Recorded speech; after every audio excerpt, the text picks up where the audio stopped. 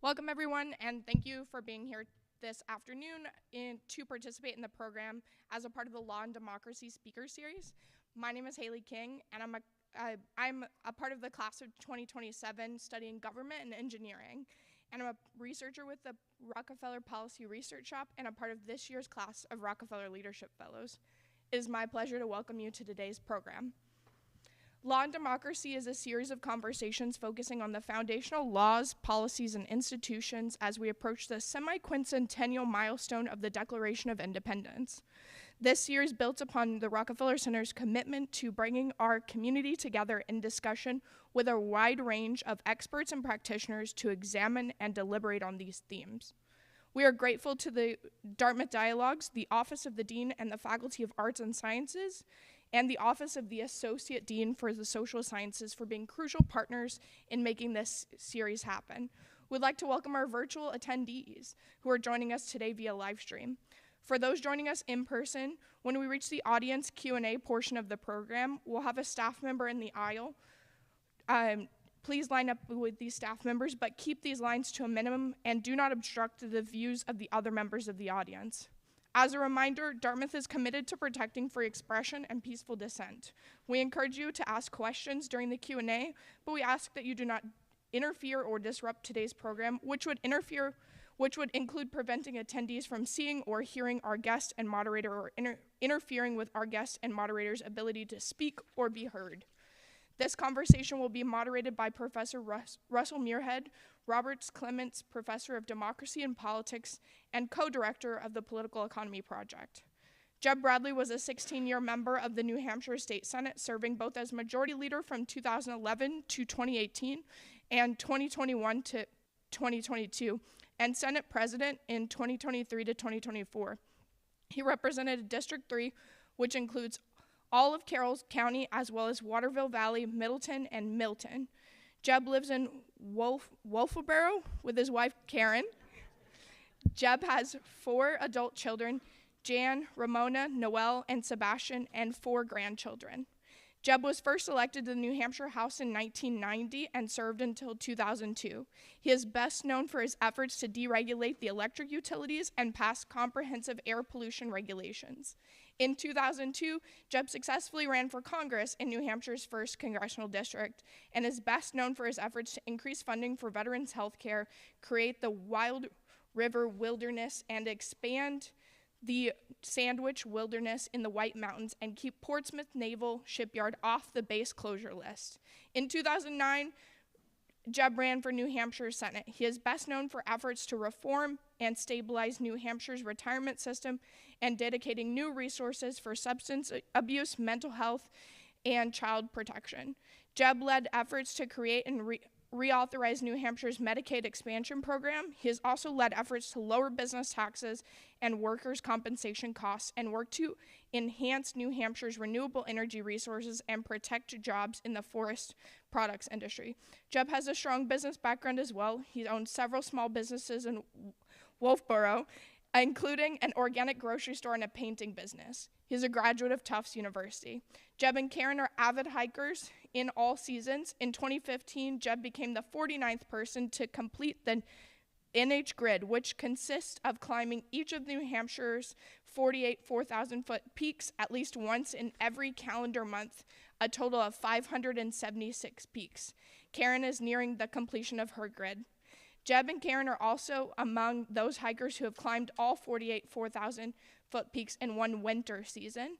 On many of these hikes, he shares his trail knowledge and appreciation of New Hampshire's forests and trails with hikers of all levels. Jeb has always said his favorite hike is the next one. Please join me in welcoming former Senator Jeb Bradley and Professor Russell Muirhead.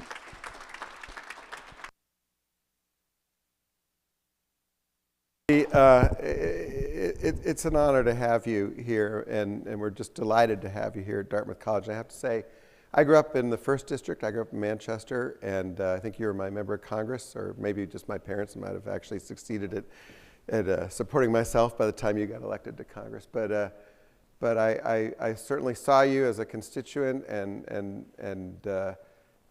admired you for a long time. I mean, to my eyes, you know, you're a true public servant. You served in a number of different offices over 32 years.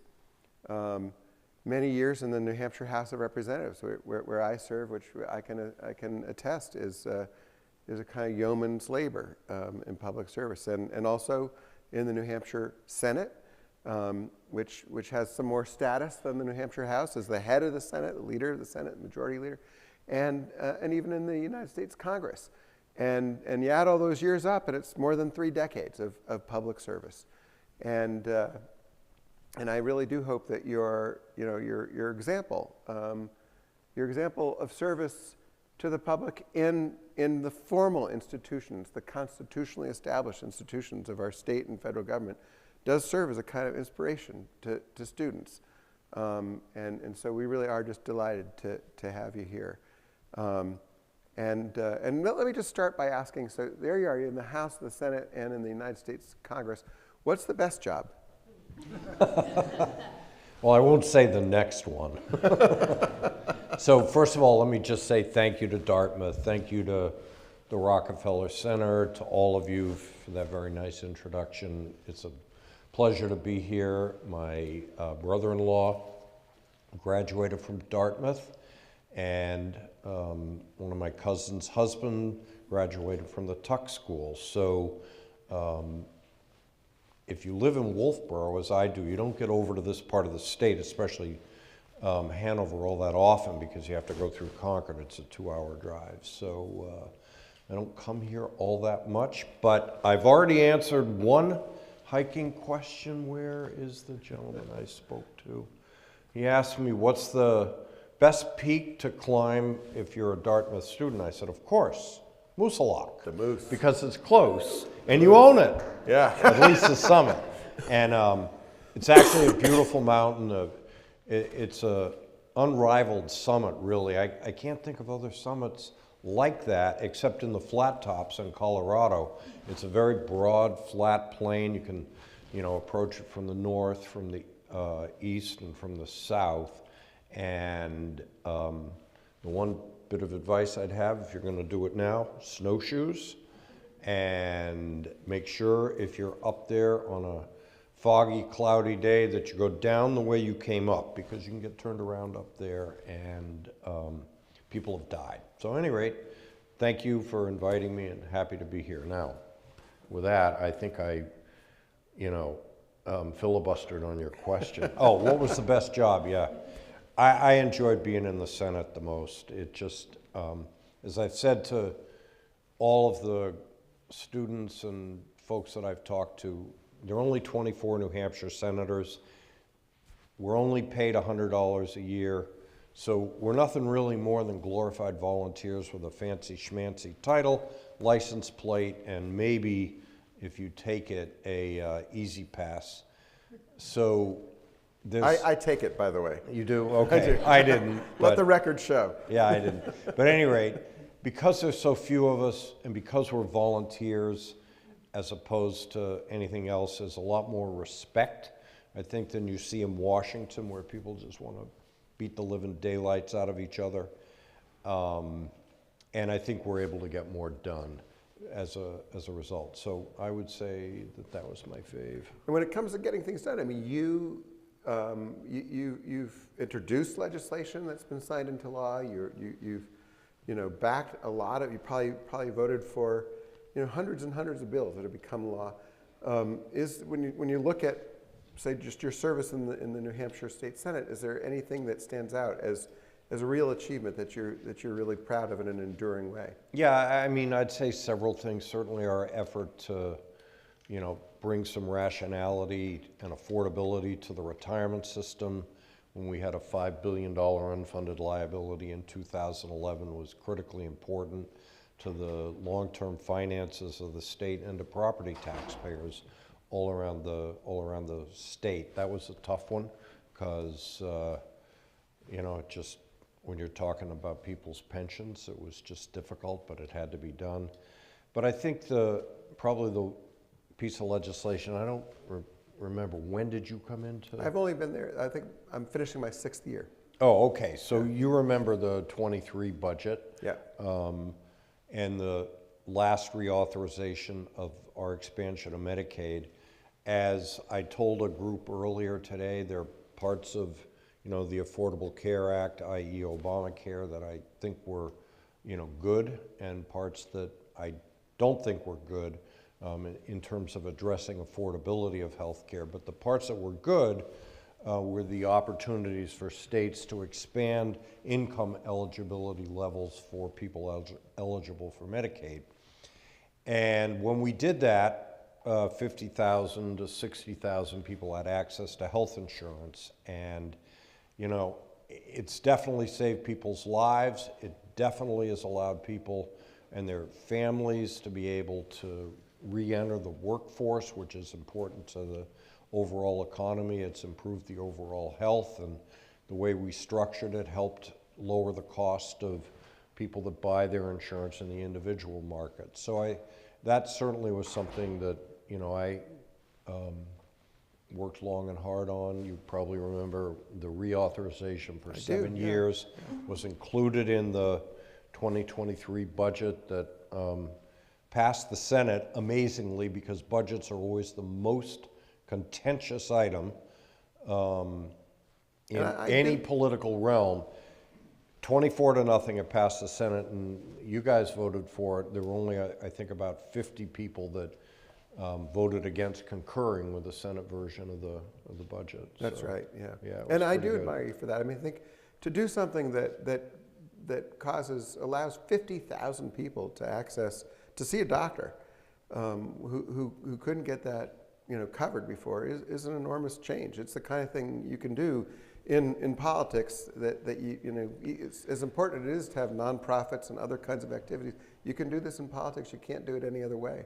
So one of the things that you have to be able to sell things to people with different labels to their name, whether you're liberal or conservative, and it was a tough slog, especially in 2014 when we first did it. But one of the things that became evident over the years, and what built support for it across the political spectrum, so you got a 24-0 vote for it in the Senate, was that you had broad support among the business community because people with access to health care are just better able to be functional members of society. And so at a time where, it's hard to find employees, business leaders were looking for healthy workers. And so building that coalition was what enabled it to go through. But I certainly, when we first authorized it in 2014, took some slings and arrows from people in my own party, and it was still the right thing to do.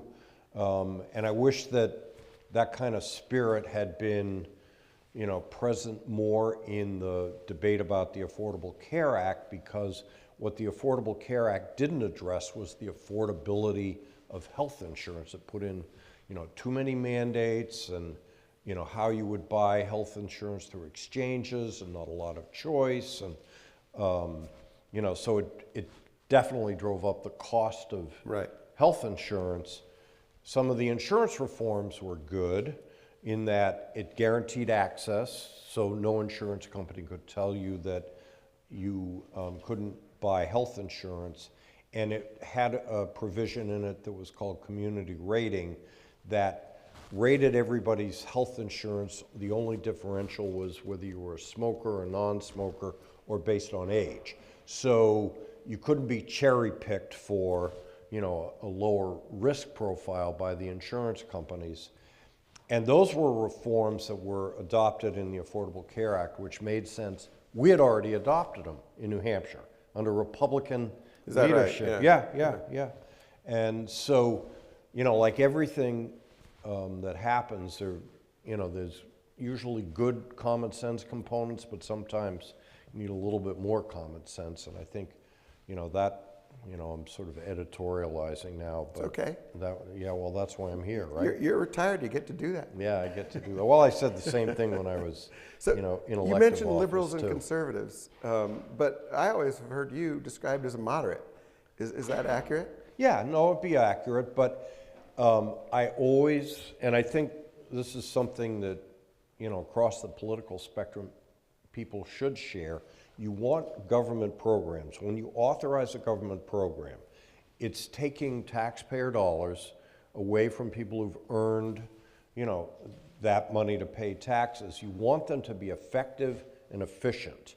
And I've always felt that that was, you know, something that I tried to bring to the table. If a program didn't work or was wildly expensive, then you had to make reforms. And I think we've done that in New Hampshire. We're a well-run state. We had the third lowest overall state and local tax burden.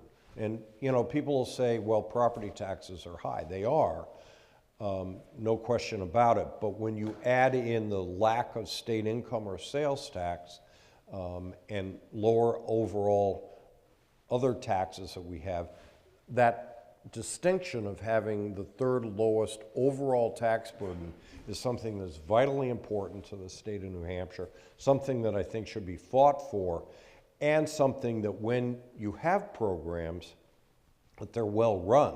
So whether it's full funding for people on the what's called the DD wait list, which you know it's for people that have a disabled child and they need services from the state so they can work and their child gets, you know, services at home. We want to make sure those programs which need to be funded are well run.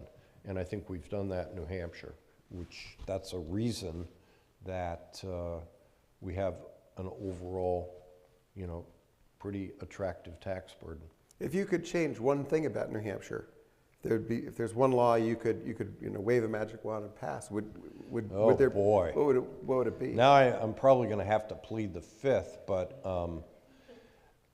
I was part of changing a lot of laws and reforming them to be part of the time.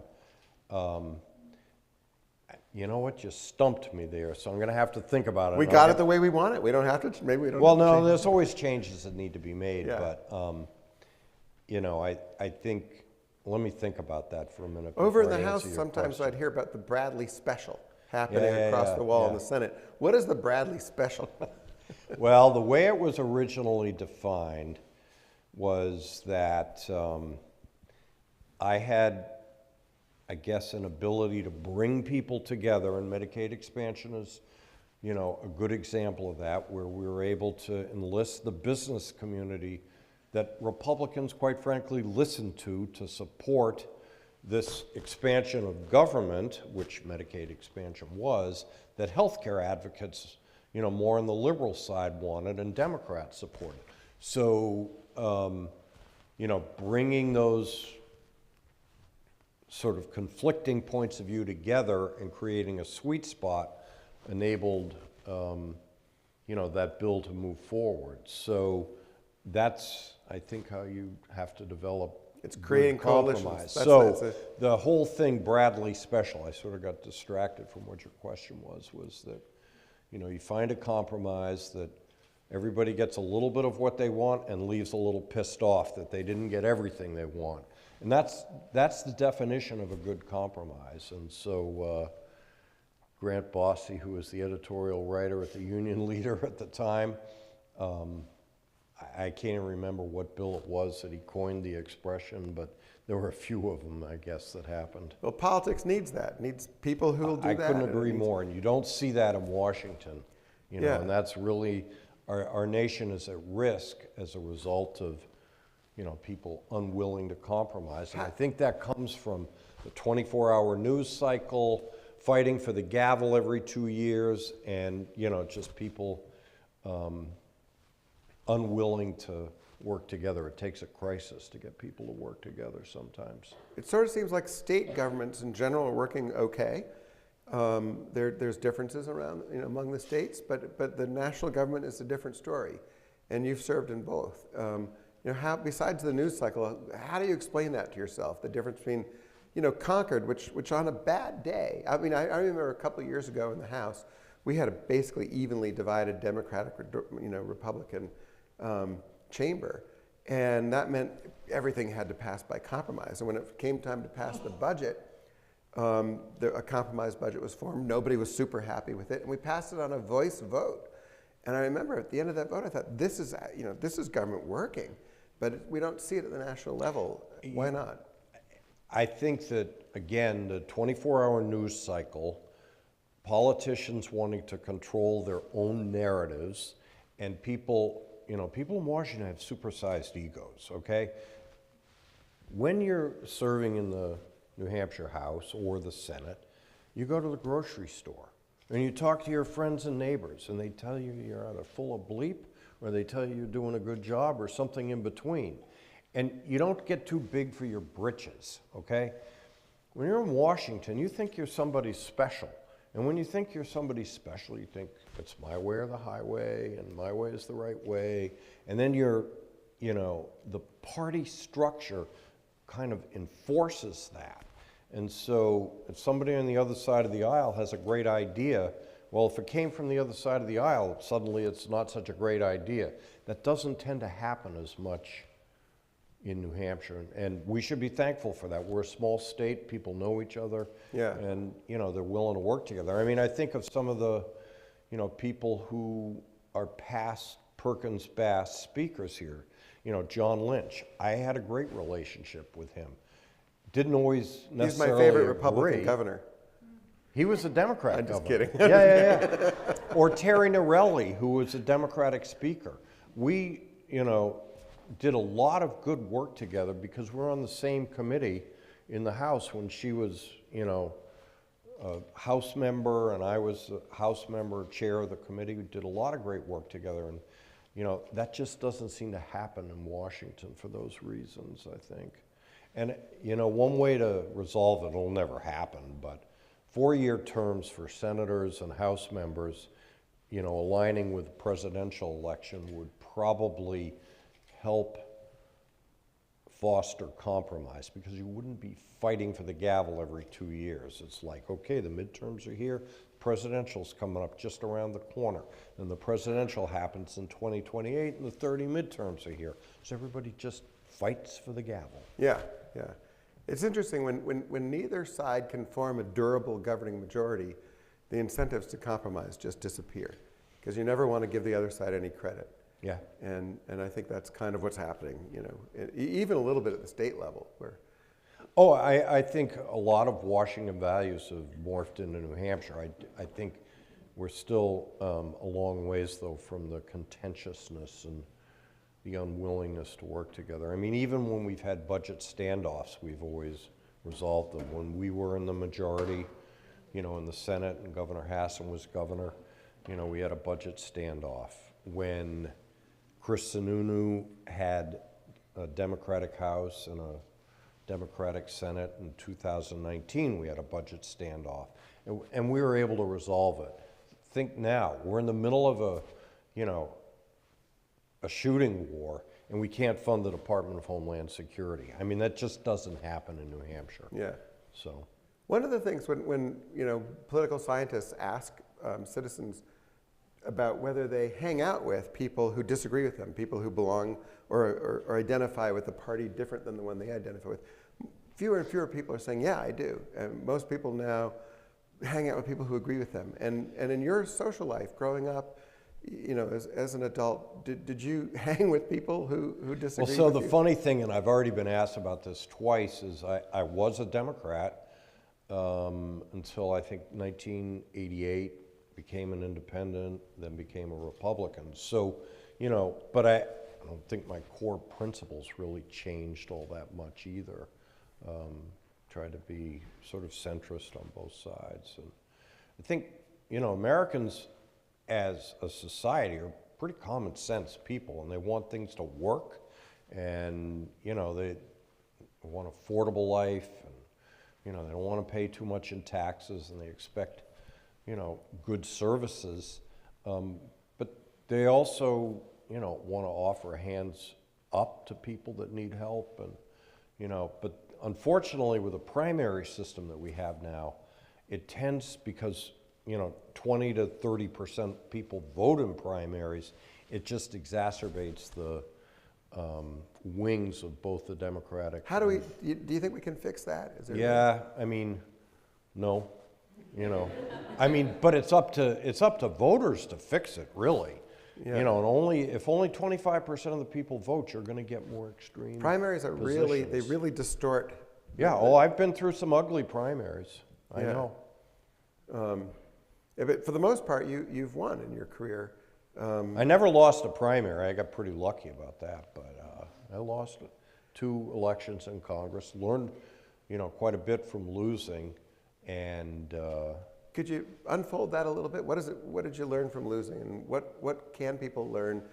So I think one of the things, by the way, Senator, that when young people look at someone like you, they see someone who's succeeded at everything. They don't see the defeats. And losing is not necessarily a bad thing. I'm a huge sports fan, all right? So no one goes undefeated. Even that 2011, you know, New England Patriots season, I hope there are a few Patriots fans in here.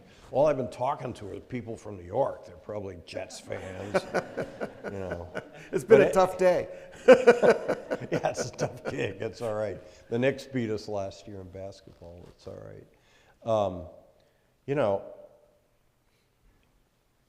you have to learn from setbacks in life because you're going to have them. That's the nature of who we are and humanity. So if you can learn from them, that's good. But if you can learn from, you know, when things go well, that's even more important, and that's harder to do because you can always do things better.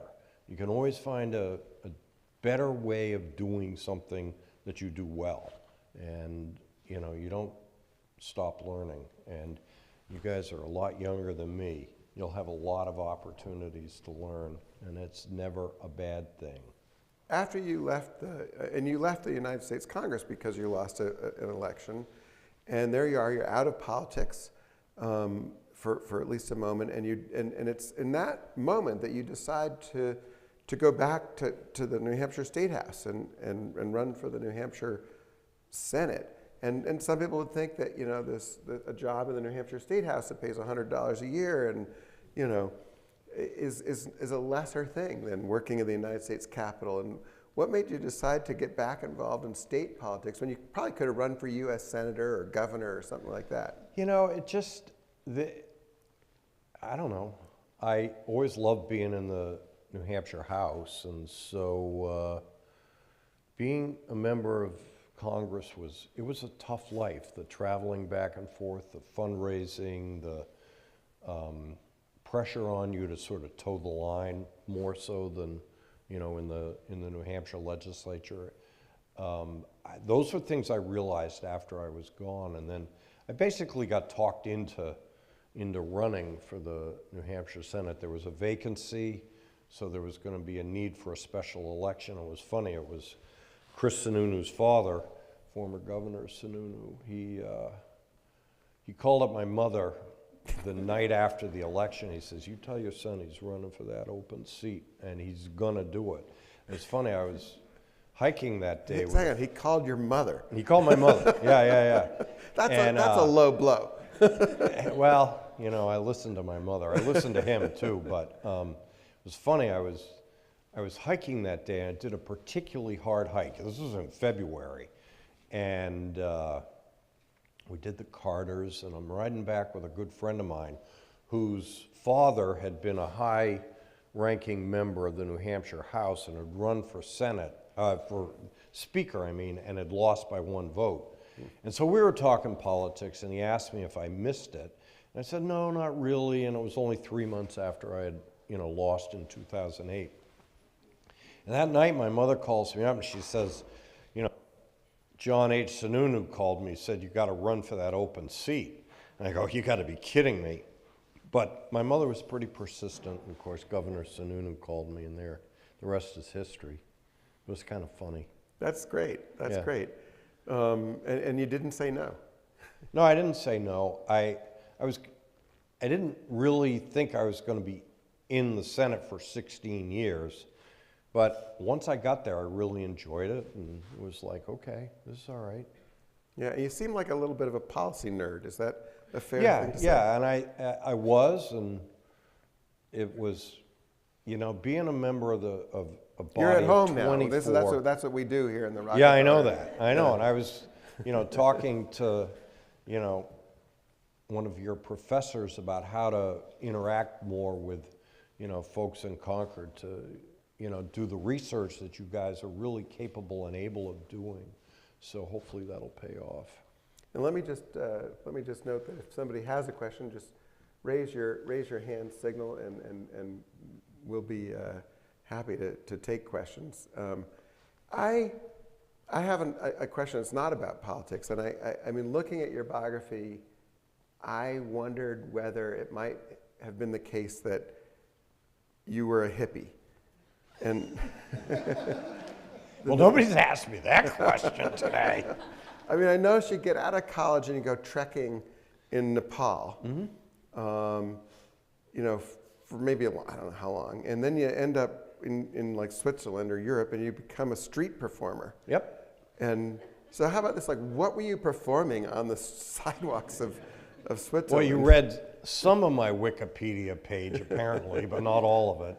I was a magician and learned from a friend who became a magician, and when I went to Nepal, took a little bag of tricks with me and then developed into sort of a routine. And when I was in Switzerland, that's how I paid the bills, and the rest is history. It was kind of fun. You get a whole bunch of people trying to figure out how you're doing what you're doing.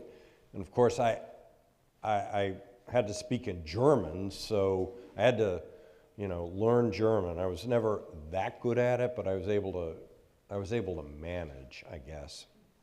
And it really sharpened my public speaking skills. I was wondering if it... The main thing is just never be nervous. If you're in front of a crowd, just don't be nervous, because if you're nervous, nothing comes out right. The trick doesn't go well. Yeah, it just doesn't go well. And do you still do that, or is that... No, although my grandkids have bugged me for quite a while. And you know what? It made a thought. I kept telling them, and I couldn't find my bag because I've stored so much stuff, and I couldn't find my bag of tricks, and I recently found it. So I'm going to see them in Colorado in a couple of weeks, so I got to grab a couple of things. Sounds like you need to practice. Yeah. I mean, a lot of young people today feel it's like riding a bike. Oh, it is? Oh, yeah, it's not that hard. That's good. At least at my level. I was a street performer. I'm not David Copperfield. I mean, a lot of young people today feel like they need, when they need to get on with their careers, and they, as soon as they graduate from college, they need to have that job and get on the kind of ladder of a career. And that sounds like it wasn't quite what you did when you got out of Tufts. No, I worked at my dad's hardware store for a long time when I was in college and high school, and vacations and summers, and so I sort of got pretty handy, and then only wanted to work for myself, so I managed to start painting houses, which was not a lot of fun, but I was okay at it, and I want to do something else. So when I was like 25, it's like, I want to hike in the tallest mountains in the world. So I took off, and the rest is history. Yeah. We have a question over here in this, over by the yes, wall. sir. Let him get the. Oh my God, it's Doug Teschner. What are you doing sitting over there in the background? So Doug, before he even asked me a question, Doug and I rock climbed together. Wow. And man, so one of the more difficult experiences of my life, come on up here, Doug, come on up here. So Doug takes me up to the Cannon Cliffs twice, okay? The first time, we're climbing up, it's called Lakeview, right? Yep. Yep. And so we're climbing up, it's right under the chin of the old man on the mountain. And it's an early September day, it was actually pretty hot. And I was always the follower. Doug was the leader, and it's very different when you're leading because your protection is much different. Imagine that you're 10 feet above your last protection that you put in the rock. Well, if you slip and fall, you fall 20 feet, the 10 feet and double the 10 feet. And oftentimes you don't have protection, you know, for 20 feet. So it's a 40-foot fall. And anyway, Doug's really an excellent leader. And so this day we're up there, we did 7 rope lengths, and we get under the chin of the old man on the mountain, who's no longer there. And Doug tells me, he says, all right, just watch what I do, okay? And so imagine, like, let's see, let's find an example here. Our climbing wall. This is the example. Doug, move for a minute. We're going to imagine that this is a door, okay? And there's a rock face, that's how you climb around the chin of the old man on the mountain and get to the end of the climb. And you have to shimmy up this, you know, face of rock, but you do it on the edge. So imagine that you have to climb up a door, okay? Just think of that as a door. How the heck do you do it? So Doug tells me, all right, it's really not that hard. Okay, this is what you do. And I look at him and I think I've got it. And so he scampers up and, you know, it's what, about a 12-foot, Ocheval is about a 12-foot rock. And, well, guess what? I hadn't paid attention. And I can't figure it out. And there we are, it's the end of the day. Thankfully, there were 2 other people that belayed Doug down. And so he said, Jeb, next time, will you frickin' pay attention to what I'm telling you to do? And so the way you have to do it, you cross your legs and you cross your knees, and it's like riding a horse. And and then there were a couple of small ledges that you could get your hands on, okay, to lift yourself up. I couldn't do it today. I'm too old and weak and, you know, out of shape. But I was able to manage with the right instruction, and that's Doug. So he also took me, I'll tell you this too, because this is even better. He took me on another hike on Cannon Cliffs, and it's called Whitney Gilman, and it's a classic rock climb in the United States. And if you're driving south on Route 93, look up, and about 2/3 of the way on the south end of the rock, there's this like knife edge, and it's plain as day, and it's called a dike. And you get up there, and I think it's in the 2nd pitch, maybe the 3rd pitch, and so you're not that far up, but you're a couple of 100 feet up. And you end up having to stand on this little rock pinnacle with both feet like this, and you got special shoes on, and then you have to transition onto a sheet of rock that looks about like that. And it is sheer rock, there are no handholds, and there are no footholds. And so Doug says, just make the transition, it's easy. You know, and I'm thinking to myself, yeah, right. So I try to do it, and the next thing I know, I'm swinging over this 200-foot drop on a line. Thankfully, there were 2 lines, because this guy's very safe. And like, I'm going, holy bleeping, bleeping, bleeping, and Doug's up there laughing. I finally get my hands on the rock pinnacle as I like pendulum back and forth, and I'm able to get back to where I was, you know, before. And I'm going, oh my God, how is this going to work? And then Doug finally says, hey, listen carefully. Upper left. So there's a killer handhold, and then I was able to scramble up the rock and get to the top. Welcome, Doug. How are you?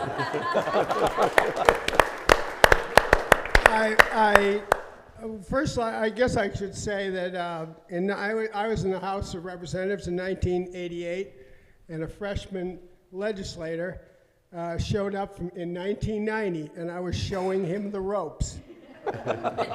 Well, he went on way past anything that I ever did in politics. I did 12 terms in the New Hampshire House. It's a wonderful experience. But when you brought up that rock climbing story, it's really ironic that you mentioned it, because I've been involved with a group called Braver Angels, trying to get respectful conversations across politics. And I've just written a book, which I'm going to give you a copy of. It's called Beyond the Politics of Contempt, about practical steps to build positive relationships in divided times. And we talked about our life stories in there. And ironically, there's a picture of me dangling on that very spot that you mentioned in this book. There you go. In 1974, when I first learned to climb, I was hanging on that.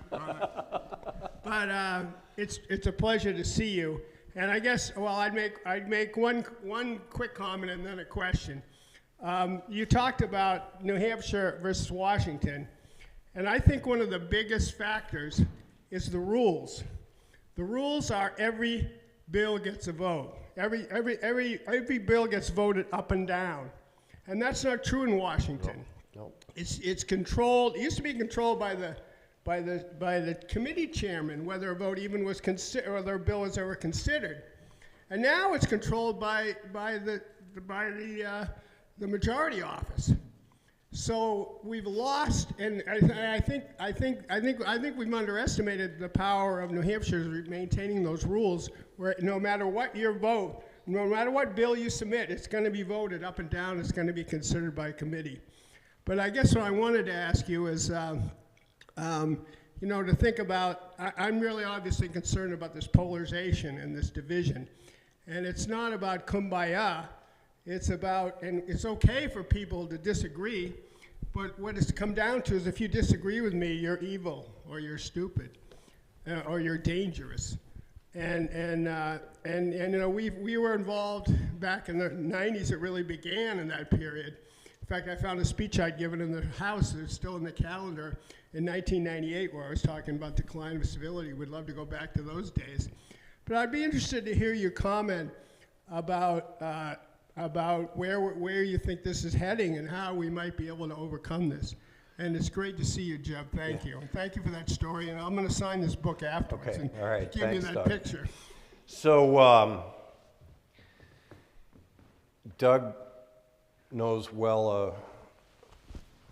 a former representative, his name was Doug Hall, who's gone on to do a lot of great not-for-profit work after he left the House. But he was one of the instructors in probably your orientation, Doug, and mine 2 years later.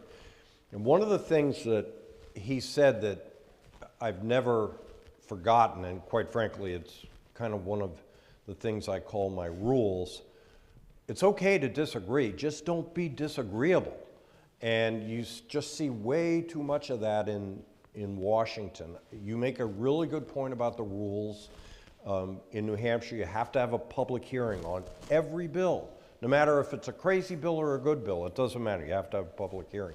You have to have a vote in committee, on the floor. That doesn't happen in Congress. I think I came into Congress right after the attacks of 9/11, and there was, at least for a period of, maybe 3 or 4 months, a little bit more cooperation because of what had happened on 9/11 and the aftermath of that.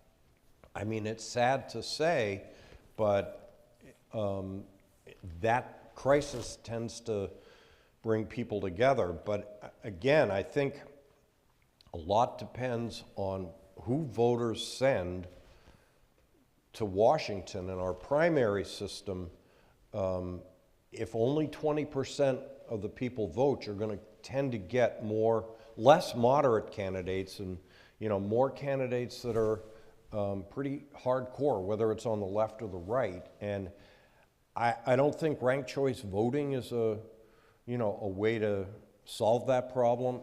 I don't have another answer to it, but I always tell people, stand up for yourself or somebody else will stand up for you. Well, primaries are a classic example of that. And if only 20 or 25% of people vote, and independents can vote in either primary in New Hampshire, so you're not disenfranchised. And that's something, remember, Doug, you and I worked on that to make sure you could stay independent after choosing either a Democrat or Republican ballot. it's easy to vote in primaries, but if people don't vote in primaries, you're going to have candidates that are more extreme. And I think that that's, probably at the end of the day, the only real answer that I can give you as to how this gets resolved. It's unfortunate. Yes?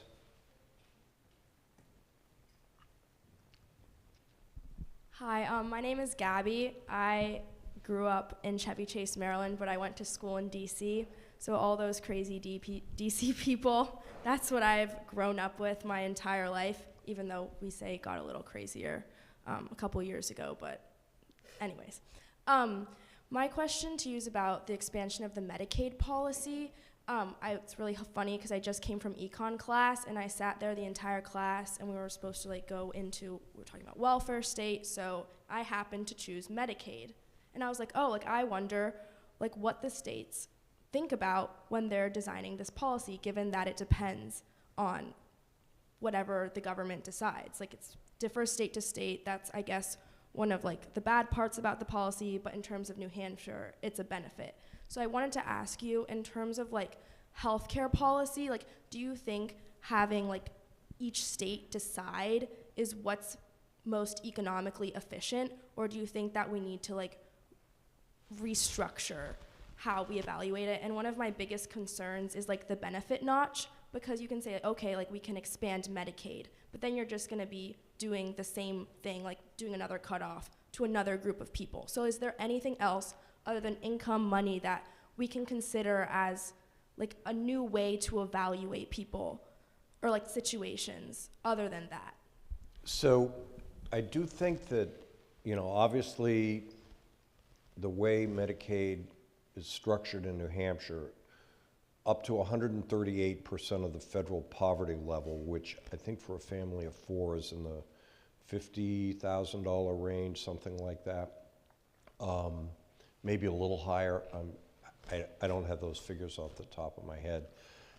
You would be eligible for Medicaid. So obviously, if you're above that income level, then you have to go into the exchanges or buy health insurance in the individual market or employer sponsored. So, there is a cutoff and a cliff, so to speak, and there's no question about that. That's just the way it is. And, so some people would argue for, Medicare for all, which has some attributes, there's no question. As somebody, I'm in my 70s, so I'm on Medicare. I qualify for it. It's an earned right. But it also is very expensive, and it's driving up the national debt, and unless there are changes made to Medicare, it's not going to be functional in probably 7 or 8 years, along with Social Security. So that's one issue, and the other issue on Medicare is that countries that have total government-run healthcare tend to ration healthcare, which is why Canadians come here, because they can't get cancer treatment in a timely fashion, and that can be a death sentence. So like anything, there are good and bad things to healthcare policy and policy in general. I think the biggest problem with Obamacare was it didn't focus on the affordability of healthcare. And healthcare it's as much art as it is science, and you can't quantify, what everything is going to cost, because you just don't know sometimes. But transparency of what things cost, skin in the game for patients. So like with Medicare, there are co-pays, or you have to have supplementary insurance. I think that's important. I think that a country that focuses on preventative care is wildly important. And so, I told one of the groups I spoke to today, you may not agree with everything that RFK is trying to do, but one of the things that he's trying to do is improve the quality of the food supply. And whether it's additives or too much processed food, refined sugar, you name it. I mean, look, I say that as a former health food store owner, but diet is a hugely important thing. And, you know, so better opportunities and incentives, whether it's private insurance, Medicare, or Medicaid, for wellness, I think are very, very effective. And has Sue Prentice gotten here yet? I think she has legislation trying to cover GLP-1 drugs under Medicaid. Now that's something I would support, and here's why. Not only is it, you know, there are side effects, so you have to be careful, and it has to be with a doctor's prescription, all of that. But I know people that have, you know, used GLP-1 drugs to lose significant amount of weight. Well, what happens when, you know, you control your weight better? Lower blood pressure, less risk of heart disease, less risk of stroke, cancer, all of those things. So in the long run, even though insurance companies probably don't want to cover it, it should be covered. Medicaid should cover it because in the long run, it's going to reduce the cost of health care. So healthcare system that focuses on better access, preventative care, which is why urgent care centers are really important, because you can go see a doctor, you know, generally right away, or a nurse practitioner or a physician's assistant, as opposed to showing up at the emergency room where it's 5 times more expensive. So it's not a cure-all answer, but it's some directions that we definitely should be headed with healthcare. But we also, you know, and this is why the business community supported, you know, Medicaid expansion.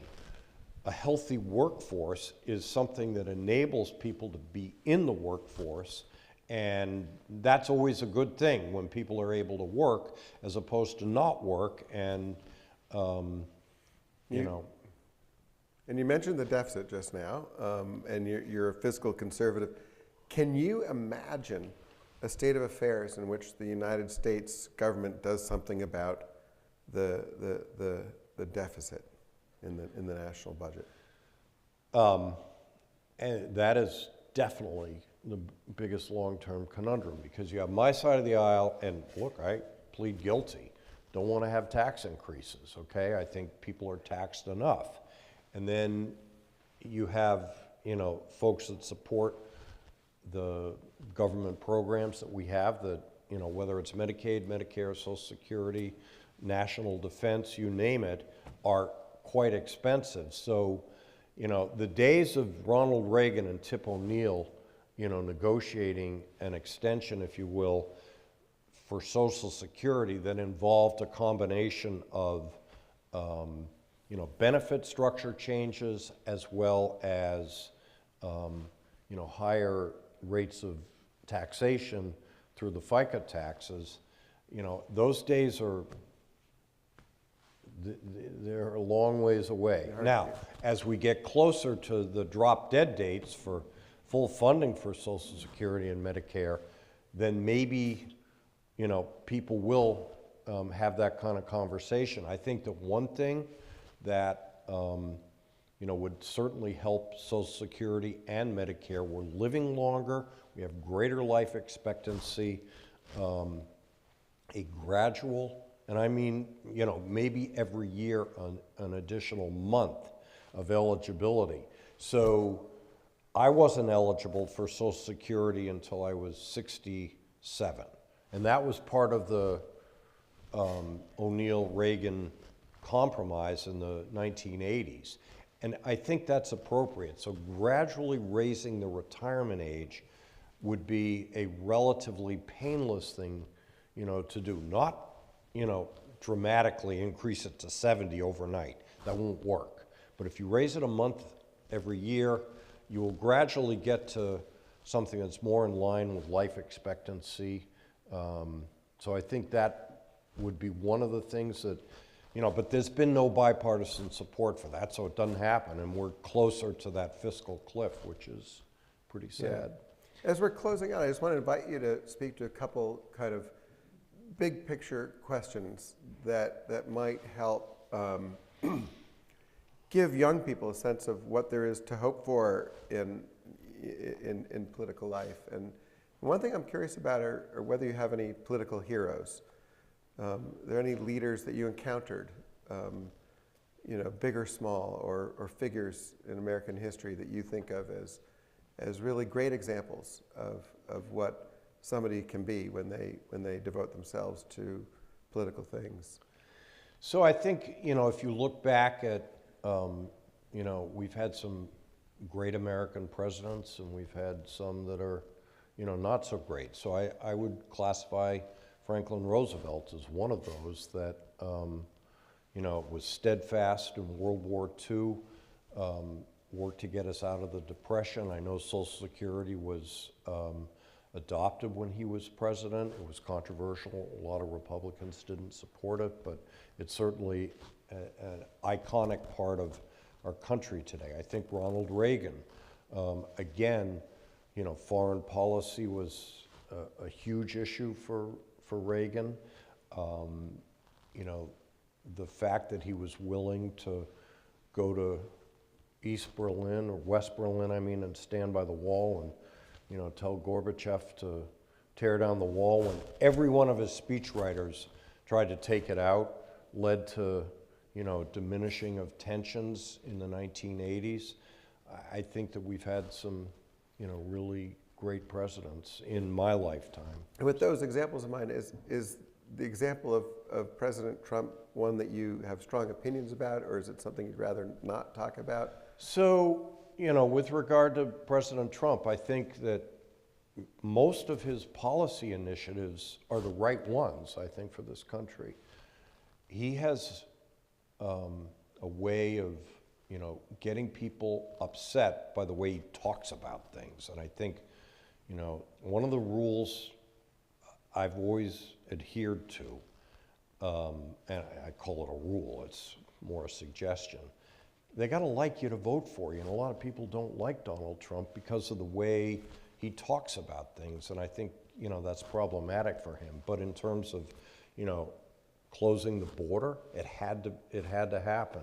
In terms of, a more robust foreign policy that focused on peace through strength, that had to happen too. So, I was telling a group earlier, when I was in Congress, I was definitely a, free trade guy, but I think he has used tariffs effectively to reset some, poor trade practices that had been allowed to build up for a long time, in particular with China that was, first of all, they're shipping fentanyl into this country through the cartels. They're stealing intellectual property, and they're manipulating their currency. So something had to happen. So, Trump is very reactive to the situation. And, people don't always, appreciate that he's a strong leader, willing to take action. And, you can't make an omelet without breaking an egg, and he's willing to break eggs. And certainly, here we are at 6 o'clock, and no one's asked me about Iran, which I find fascinating in the 2 days that I've been here. So tell us, what are you thinking about I don't know if I can call it a war. I think one of your students should maybe ask the question. Is there a student who'd like to ask a question about Iran? Here we have one. What's your perspective on Iran? All right, good question. And by the way, that's an A student. When I ask him to ask a question, he asks the question. So, President Trump has shown a willingness to do what has been American policy for 47 years, that Iran should not have a nuclear weapon. And whether it's Bill Clinton, Barack Obama, Joe Biden, George Bush, W, they've all agreed on that. So to me, it's like when a country says death to America and they're killing Americans, whether it's the terrorist attacks in the 80s and 90s, or how they built roadside bombs and penetrators that blew up our, mobile transport carriers and killed Americans. They mean it when they say death to America. And I think that whether they were going to have a nuclear weapon tomorrow, the day after tomorrow, or 6 months from now, or a year from now, they hadn't given up, even after the June strikes. And so I just saw Steve Wickoff, one of the lead negotiators, talk about the fact that they admitted in the negotiations where our administration offered peaceful uranium for free to Iran for as long as they wanted it, for medical purposes, for energy. They said, no, we have 460 kilograms of 60% enriched uranium that, we think we have the right to enrich to 90%, which is weapons grade, and we're going to do it. So it's a very tough situation. It's ugly and people are dying, but I think our long-term security is going to be better off, and I hope for the best. It's very tough, very difficult situation, but if I were a member of Congress, I'd be supporting it. And that's why. Senator, thank you. Yep, you're welcome. Thank you very, very much. Thank you, Doug. No, really, we're just, I think, we're delighted you're here, and we, honor not just your public service, but also, I think, your example of what somebody can achieve when they're willing to devote themselves to public things. So thank you very much. Yeah, thank you. Thanks for moderating. Great job.